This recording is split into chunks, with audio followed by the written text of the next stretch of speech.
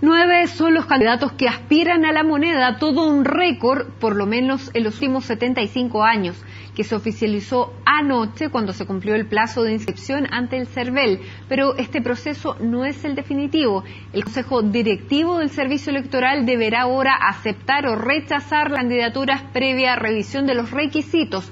Para conocer más sobre este proceso, conversamos con uno de los miembros del Consejo Directivo del CERVEL, el abogado Patricio Santamaría. Patricio, gracias por acompañarnos. Muy buenas tardes. Buenas tardes, Matilde. Bueno, son 9 los candidatos, pero no está dicho que sean 9 finalmente los que van a llegar a la inscripción de la papeleta que va el 17 de diciembre. ¿De qué depende? Depende del proceso de revisión que tenemos que realizar como Consejo Directivo del Servicio Electoral en los próximos 10 días. El 29 de agosto vence el plazo para aceptar o rechazar tanto las candidaturas presidenciales como las senatoriales y a diputados y diputadas.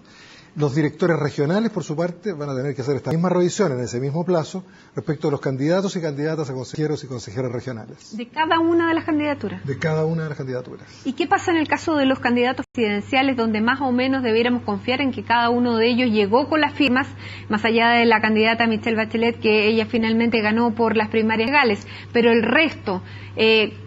¿Cuál es el proceso que se hace? ¿Cuántas firmas debe tener cada uno? ¿Cómo se revisan esas firmas? Bueno, en este momento los candidatos y candidatas presidenciales pueden ser presentados por partidos políticos, varios de ellos fueron presentados por partidos políticos, por pactos electorales, como es el caso precisamente de la expresidenta Michelle Bachelet, y también por independientes. Son 5 independientes los que los presentan ante el servicio electoral y tienen que observar una cantidad de 36.318 firmas. Ayer, por ejemplo, Tomayo Sennenholt acompañó 53.000 firmas, pero él mismo señaló que después de haber hecho una depuración, en rigor eran 43.000 las firmas que él validaba. Y así lo mismo en el caso de Franco Parisi. Él llegó con las firmas en cuadernos, digamos ya... eran volúmenes de firmas, más que firmas separadas, las empastó. ¿Cómo fue ese proceso? Exactamente, él llegó con las hojas de firma. Hay que recordar que las firmas se deben autorizar ante notario.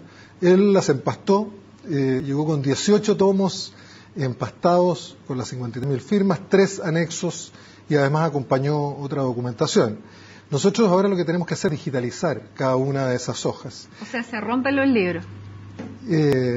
Tenemos que digitalizar las hojas, vamos a tener que romper los libros y empezar a revisar firma por firma, a ver si efectivamente son independientes, si cumplen los casos, si están inhabilitados o no. ¿Cuáles son los requisitos que debe tener cada una de las firmas que presentan los candidatos? Bueno, deben ser personas independientes, que no hayan pertenecido a partidos políticos. En el caso de Franco Parisi también. Tienen que ser personas que en los últimos 2 meses no tengan el carácter militante de partidos políticos. Hay que recordar que 60 días anteriores a la fecha de la declaración de candidatura se cerró el plazo para que los partidos políticos enviaran los duplicados de sus afiliados, se hace ahí el cruce. Tienen que ser personas que estén habilitadas para votar, tienen que ser ciudadanos, entonces ciudadanas con derecho a voto, y además la ley establece una serie de requisitos que a veces no podría señalar, pero están en la ley. Tienen que enumerarlas, tienen que venir autorizadas ante notario. Es un proceso muy lento. Yo aprovecho de mandar desde aquí un saludo especial a los funcionarios y funcionarias del servicio electoral, que hace varios días que estamos madrugando. Revisando las firmas, porque la fecha que dice el CERVEL por calendario es que el 29 tiene que estar ya oficializadas quiénes son los que cumplieron los requisitos y quiénes no. Exactamente. Y nosotros, como varios de los plazos posteriores, Matilde, por ejemplo, el sorteo, la confección de la cédula, que en este caso va a ser bastante compleja, depende de esta demora. Estamos citados como Consejo del Servicio Electoral para mañana, para el jueves y si es necesario el viernes, de manera de lo antes posible. No queremos tomarnos los 10 días de plazo que tenemos, sino que lo antes posible poder publicar esto en el diario oficial, porque a partir de eso, de la aceptación o rechazo, se abren las posibilidades de reclamos ante el Tribunal Calificador de Elecciones. Que esos son 5 días. 5 días. Las personas ahí, un ciudadana puede... en el caso, ¿no es cierto?, que se acepte una candidatura, partidos políticos, otros candidatos pueden objetar esa candidatura. Si es rechazada, bueno, el candidato que se ve afectado tiene la posibilidad de pedir que se reponga. El Tribunal Calificador tiene la última palabra. Y dentro de los candidatos presidenciales, 36.600 y tantas, 318 firmas, era lo que tenía que presentar cada uno. ¿Quiénes fueron los que presentaron más justo, digamos, ese número? No, yo diría que la mayoría presentó un número de firmas bastante superior a eso. Ahora el tema es que hay que validarlas y es un proceso lento y que vamos a realizar rigurosamente como siempre lo ha hecho el Servicio Electoral. Ahora, uno de los desafíos del CERVEL es el tema de las firmas. ¿Qué pasa con el padrón electoral, que ha sido el tema que nos ha traído tantos dolores de cabeza en las últimas elecciones? Esa pregunta estaba esperando, Matilde, por lo siguiente, porque estos días se han concentrado en el tema de los candidatos y candidatas, que sin duda en una elección son muy importantes. Pero nosotros como CERVEL también nos interesa preocuparnos de los electores y las electoras, de todos los ciudadanos de este país.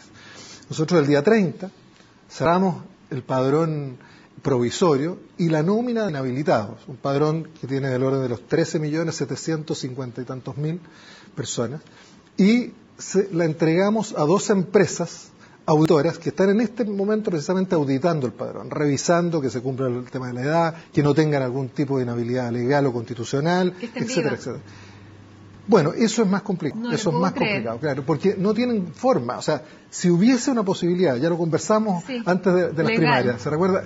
Se estaba tramitando un proyecto de ley. Lamentablemente no fue posible que se convirtiera en ley y no pudimos aplicar. ¿No es posible saber si en el padrón electoral las personas que están que aparecen están vivas o no? No, o sea, sí, no. A ver, hay que precisar. Decíamos en ese entonces que hay 565.000 personas de 80 años y más, hasta 139 años que aparecían en el padrón. Muchos de ellos vivos, entre ellos mis padres, gracias a Dios. Pero además de eso, hemos conseguido otros datos que son bien interesantes. Hay 108.000 personas en Chile que tienen 80 años o más, según el registro civil, y que en los últimos 11 años no han renovado su cédula de identidad ni pasaporte. Es razonable pensar que muchos de ellos pueden estar fallecidos.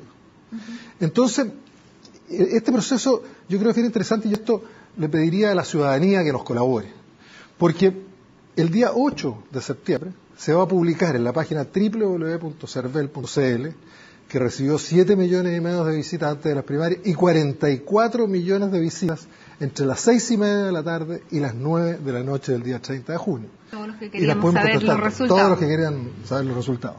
Ahora estamos preparándonos para más, porque hay muchos más candidatos. Entonces, a partir del 8 va a estar publicado el padrón auditado, que se llama, y la nómina de inhabilitados auditada. Ahí hay 10 días, que lamentablemente en este caso vence el 18 de septiembre.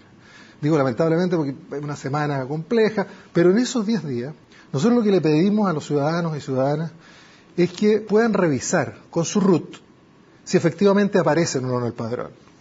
Y así mismo puedan hacer esta labor de revisar si algún pariente que ha fallecido, alguna persona mayor, aparecen en el padrón con el RUT. Utilidad pública que tiene el CERVEL. Lo que pasa es lo siguiente, es que aquí la otra opción es esperar que ese día se detecte una situación y se genere un reclamo y se ponga esto con un microscopio, se escandaliza, con una lupa más bien. En realidad sabemos que está en situación, sabemos que es un problema legal, es un problema que se está en vías de solución, pero está esta posibilidad para que ciudadanos y ciudadanas que no aparecen en el padrón, por ejemplo, pidan su reincorporación al padrón, u otros que reclamen la exclusión de algunos que no tienen derecho a sufragio. Lo importante es entonces que un mes antes de la elección, el 18 de octubre, va a publicarse el padrón oficial y la nómina oficial de personas inhabilitadas para la elección del 17 de noviembre. Patricio, hay muchos temas de los que quisiéramos hablar.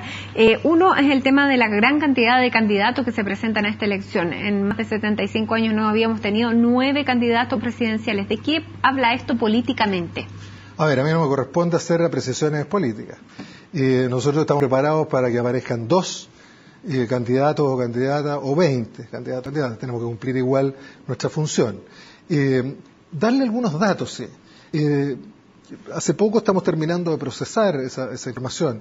Para 20 cupos de senadores y senadoras, se eligen en todas las regiones pares y en la región metropolitana, hay más de 70 candidatos y candidatas inscritas.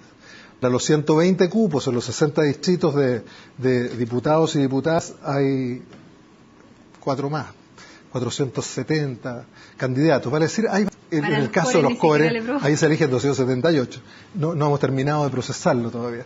Yo en todo caso creo que sí me atrevo a decir que esto habla de una democracia viva, de una ciudadanía participativa, de un interés, ¿no es cierto?, efectivamente, en presentar distintas opciones. Y creo que hoy día están representadas las distintas visiones de la sociedad. Si usted me pregunta personalmente, y sin en esto involucrar una opinión del servicio, electoral, creo que es un buen augurio. Si esto se suma a una campaña de información donde le pedimos, yo sé que usted lo hace además en un programa como es Público Electoral y siempre este canal está muy pendiente de esto y esperamos que siga así que estamos disponibles para todas las invitaciones que nos puedan hacer. Si sumamos esto, yo creo que el 17 de noviembre puede haber una amplia participación de la ciudadanía y eso sin duda va a significar un fortalecimiento del sistema democrático. Patricio, vamos a comenzar a ver ya los carteles de estos candidatos que se inscribieron ayer. El CERVEL ha fijado un techo de gasto electoral para los candidatos presidenciales de 9.000 millones de pesos. ¿Cómo es posible que el CERVEL pueda fiscalizar este dinero? Bueno, en realidad ese es un tema donde es necesario hacer algunas modificaciones legales. Efectivamente se fija sobre la base de algunos parámetros que establece la ley de gasto electoral el límite son 9.000 millones de pesos. Hay que establecer y señalar que los candidatos y candidatas presidenciales no reciben anticipo, en este caso, de plata fiscal o dinero fiscal, como sí ocurre en el caso de los partidos que presentan los candidatos independientes a senadores, a diputados o a consejeros regionales.